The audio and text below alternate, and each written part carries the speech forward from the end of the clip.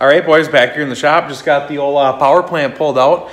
Just about to load her in the back of the truck to head off to TKM. Here, UPS supplying the ride for us. Thanks a lot for that. The boys down in North Carolina said they could have her back in a day or two, so hopefully we can make this race coming up. Stand by. All right, boys, here we are at TKM. Not at TKM. I can't even afford to spell TKM, so we're here in my garage for the official rebuild. I have not taken the pan off. I took all the fasteners off because I want to save the excitement that I get to see and you guys get to see at the same time in my reaction. So if you forgot what happened that brought us to this moment here, we're going to take a quick step back in time and remind you how this occurred.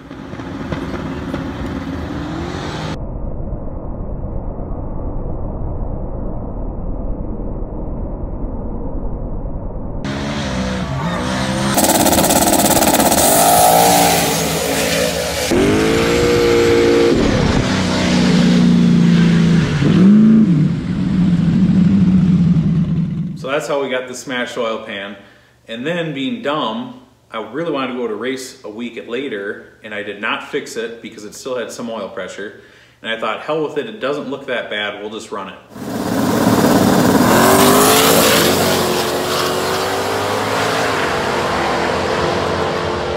Harry's tune-up got her done, but she come apart on us. It's got like 14 pounds oil pressure and it was just flaming out of the stack all the way down the return road. I pulled up and there's smoke everywhere, but it's cool. We're in the winner's circle. So this is what I was looking at underneath the car and I was like, oh, that's not so bad. That's okay, we can run that. Well, now that I actually have it out of the car, you can see that it looked pretty flat. The problem is it just moved it straight up about an inch or two or more. So props to the old Summit pan though for holding all the oil in this whole time. All right, here goes nothing.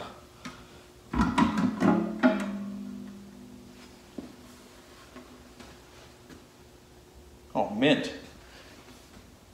You can see where the pickup was? Just left its mark down there. Oh yeah, little debris.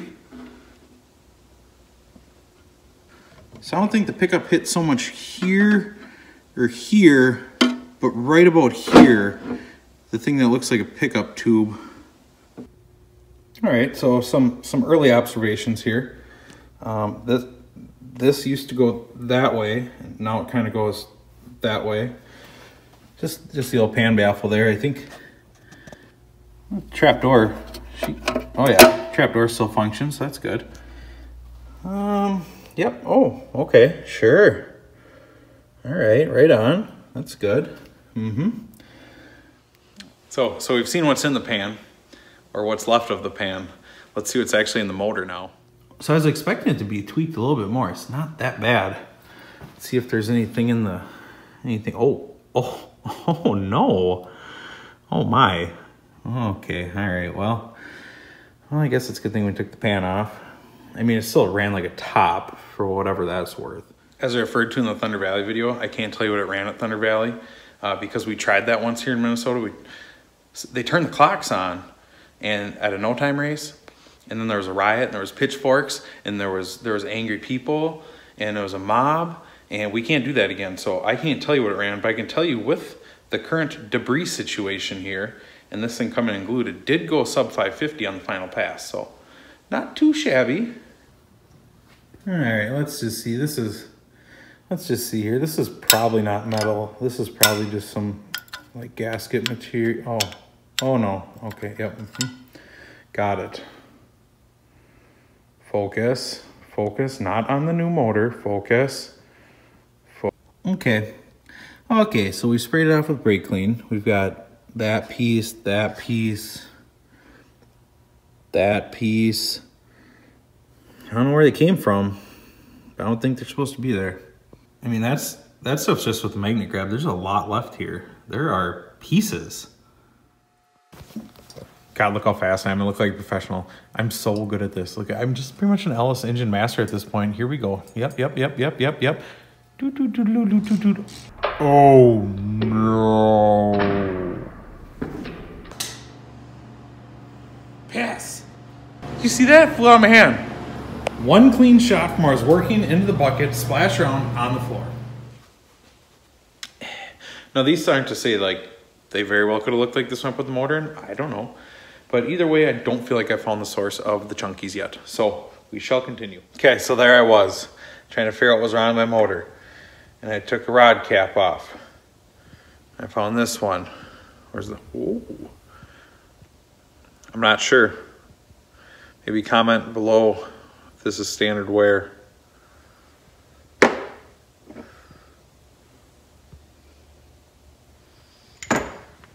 Here's what I found weird though. These little honeys were just spinning around, like no place, and I couldn't get it out. So I took this one off, and we'll set that there. And I found that. So I don't know. It's like, still, oh, there we go. Okay, yep. This is just that's kind of like an emery cloth deal, and that's fine. But this is the concerning part.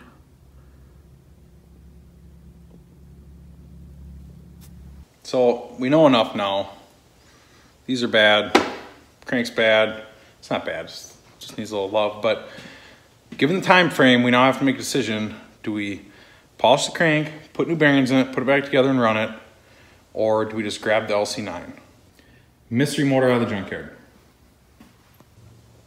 Now I like to categorize my junkyard motors in 3 stages. One is complete pullout. Comes straight out of the truck, right from the junkyard, right after the dude crashed it, got his 8th DWI, and they towed it in there. That's one. Those are the good ones. It's got harness, it's got coils on it. Nobody's messed with it. Stage 2. Your stage 2 motors are what I have on the floor over here. It's complete, but somebody took some stuff apart. Now, my problem with these is I don't know how far the guy went. Did he pull some mains off, look at them, and just thread them back in by hand? Maybe they're tight, maybe they're not. Should I pull them off? Should I not pull them off? I don't know. That's your stage 2 motor. It's like a complete, but it's kind of a mystery motor. We're not really sure. Now you have stage 3. Your stage 3 junkyard engine is by far the worst one you can ever get yourself involved with. A lot of people want to go this route because it seems cheap up front, but let me tell you, by the time you get done, you spend twice as much as complete pullout, and that's this one.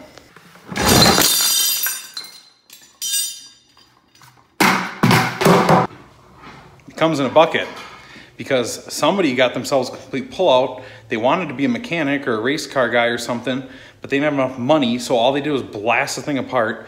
It wandered around in their garage for like 5 years, and they decided to sell it dirt cheap. Like $200 you can find these things completely disassembled. And when you pick it up, it comes in a bucket like that. And they hand you a bucket, and they hand you a bare block, and there's like some main caps, and they're kind of laying over there, and they're like, oh, here, don't forget the bearings. That's your stage 3 motor. Stay away from it. They seem cheap. Strongly ill-advised. So that's what goes on in my mind when I decide between the LC9 and the L33. L33, I got as a complete takeout. Pretty trustworthy. LC9, that was a stage 2. Stage 1, stage 2. But we're in a time crunch. This race is in like two and a half weeks. I'm gonna have to go with stage 2 motor. So I'm gonna order up some parts. Stand by. I think I'm gonna do a video on like more detailed how we put it together. I kind of threw something together when I did Matt's car, and you know, it's me pressure washing it, and oh, now it's together. So I might do a little bit more detailed video on the highly technical science of assembling a junkyard motor. So stand by for more.